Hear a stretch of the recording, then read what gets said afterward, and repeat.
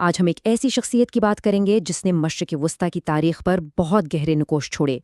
یہ کہانی ہے آیت اللہ علی خامنئی کی اور ان پیشین گوئیوں کی جو ان کے دور کے ڈرامائی انجام کی وجہ بنی۔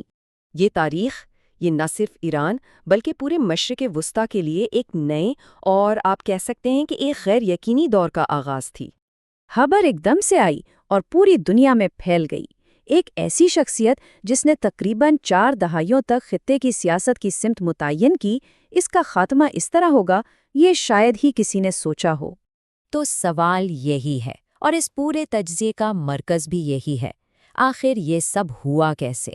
اس کا جواب جاننے کے لیے ہمیں وقت میں تھوڑا پیچھے جانا پڑے گا اور اس سفر کو سمجھنا ہوگا جس نے ایک نوجوان انقلابی کو مشرق وسطیٰ کا سب سے طاقتور سپریم لیڈر بنا دیا۔ تو چلیے اس کہانی کو بالکل شروع سے شروع کرتے ہیں، دیکھتے ہیں کہ علی خامنئی کی ابتدائی زندگی کیسی تھی اور وہ اقتدار تک پہنچے کیسے۔ یہ ٹائم لائن ان کی زندگی کے اہم ترین موڑ دکھاتی ہے۔ شاہ کی مخالفت میں 6 بار جیل جانا، پھر انقلاب میں ایک اہم کردار ادا کرنا، اور پھر ایک جان لیوا حملے میں بچ کر صدر بن جانا۔ ان کا سفر واقعی جدوجہد سے بھرا ہوا تھا، اور آخرکار 1989 میں وہ آیت اللہ خمینی کے جانشین بنے اور اس عہدے پر فائز ہوئے جس نے انہیں 3 دہائیوں سے زیادہ عرصے کے لیے ایران کا سب سے طاقتور شخص بنا دیا۔ یہ بات ان کے کردار کو بہت اچھے سے بیان کرتی ہے۔ وہ انقلاب کے بانی تو نہیں تھے، لیکن انہوں نے خمینی کے ویژن کو ایک مضبوط ریاستی ڈھانچے میں بدلا اور اسلامی جمہوریہ کو 3 دہائیوں سے زیادہ عرصے تک قائم رکھا۔ تو آخر وہ کون سے طریقے تھے، کون سی حکمت عملی تھی جس نے انہیں اتنے لمبے عرصے تک اقتدار میں رہنے میں مدد دی؟ اس حصے میں ہم انہی حکمت عملیوں اور اداروں پر ایک نظر ڈالیں گے جنہوں نے خامنئی کی حکمرانی کو ممکن بنایا۔ یہ ان کی سب سے مؤثر حکمت عملی تھی۔ انہوں نے ایک ایسا نظام بنایا جہاں منتخب صدر اور حکومت عوام کے غصے اور ناکامیوں کا ہدف بنتے تھے، جبکہ حتمی اختیارات بغیر کسی جواب دہی کے ان کے اپنے ہاتھ میں رہتے تھے۔ اس طرح وہ ہمیشہ تنقید سے بالاتر رہے۔ دیکھیں، ان کی حکمرانی کی عمارت سمجھے کہ ان 4 ستونوں پر کھڑی تھی۔ پاسداران انقلاب یعنی IRGC یہ ان کا سب سے بڑا ہتھیار تھی، جو نہ صرف ایک فوج تھی بلکہ ملکی معاشیت اور سیاست پر بھی گہرا اثر رکھتی تھی۔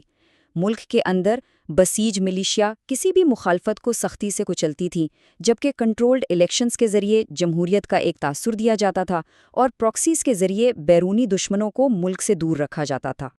یہ ان کی خارجہ پالیسی کا مرکزی نقطہ تھا، مزاحمت کا محور یعنی ایکسس آف ریزسٹنس۔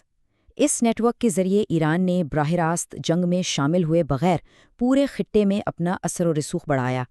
یہ پراکسی گروہ ایران کے لیے ایک ڈھال کی طرح تھے جو اس کے دشمنوں، خاص طور پر امریکہ اور اسرائیل کو اس کی سرحدوں سے دور رکھتے تھے۔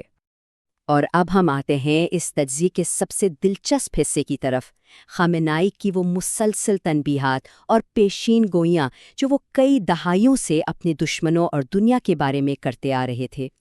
ان کا یہ پختہ یقین تھا کہ امریکہ کے ساتھ کوئی بھی تعلق بنیادی طور پر بھیڑیوں اور بھیڑ کا ہی ہو سکتا ہے۔ مطلب ان کے نزدیک امریکہ پر بھروسہ کرنا ناممکن تھا، اور وہ اسے ہمیشہ ایک ناقابل مصالحت دشمن ہی سمجھتے رہے۔ یہ تو شاید ان کی سب سے مشہور اور متنازع پیشین گوئیوں میں سے ایک ہے۔ اس سے اسرائیل کے بارے میں ان کے سخت موقف کا اندازہ ہوتا ہے، جسے وہ انقلاب کے بنیادی اصولوں کا حصہ سمجھتے تھے۔ پہلوان کی یہ مثال بہت کچھ بتاتی ہے۔ ان کے نزدیک جوہری معاہدے جیسے سمجھوتے بھی ایک مستقل جنگ میں صرف ایک وقتی حکمت عملی تھے۔ وہ مفاہمت کو کمزوری نہیں بلکہ ایک چال کے طور پر دیکھتے تھے، جس کا مقصد اصل دشمن کو کبھی نہ بھولنا تھا۔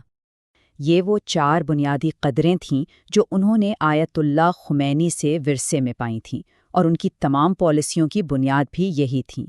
ان کا ماننا تھا کہ حقیقی خود مختاری معاشی خود انحصاری کے بغیر ناممکن ہے، اور اسی نظریے کی وجہ سے وہ تمام غیر ملکی طاقتوں کو ایک آزاد اور اسلامی ایران کا فطری دشمن سمجھتے تھے۔ تو اب واپس آتے ہیں حال میں اور دیکھتے ہیں کہ کس طرح ان کے یہ دیرینہ نظریات ان واقعات کا باعث بنے جو بالآخر ان کی موت پر ختم ہوئے۔ یہاں ہم دیکھتے ہیں کہ کیسے برسوں سے جاری شیڈو وار ایک براہ راست اور تباہ کن جنگ میں بدل گئیں۔ پہلے ایران کے پراکسی گروہوں کا کمزور ہونا، پھر 12 روزہ جنگ میں جوہری تنصیبات کی تباہی، اور اس کے بعد ملک گیر مظاہروں نے ایرانی حکومت کو ایک ایسے کونے میں دھکیل دیا جہاں سے واپسی ممکن نہیں تھی، اور جس کا نتیجہ آخرکار اس فیصلہ کن حملے کی صورت میں نکلا۔ یہ اس آخری تصادم کی بنیادی حقیقت تھی۔ وہ علاقائی ڈھال جسے بنانے میں انہوں نے دہائیاں لگا دی تھیں، جب وہ ٹوٹی تو ایرانی حکومت سیدھے حملوں کی زد میں آ گئی۔ یہ تصویر اور یہ جملہ اس حقیقت کو بہت اچھے سے بیان کرتا ہے کہ بظاہر کوئی آمرانہ حکومت کتنی ہی مستحکم کیوں نہ نظر آئے، حالات بہت تیزی سے بدل سکتے ہیں اور اس کا خاتمہ قریب آ سکتا ہے۔ 36 سال، جی ہاں، پورے 36 سال۔ ان کی حکمرانی اتنی طویل تھی کہ ان کا اچانک خاتمہ اور بھی زیادہ ڈرامائی لگتا ہے۔ یہ مشرق وسطیٰ میں کسی بھی سربراہ کی طویل ترین حکومتوں میں سے ایک تھی۔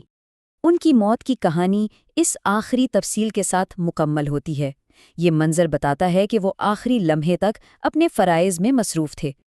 اور آخر میں یہ سوال باقی رہ جاتا ہے، خامنہئی نے ایران کو ایک نظریاتی مقصد کے گرد متحد رکھا تھا۔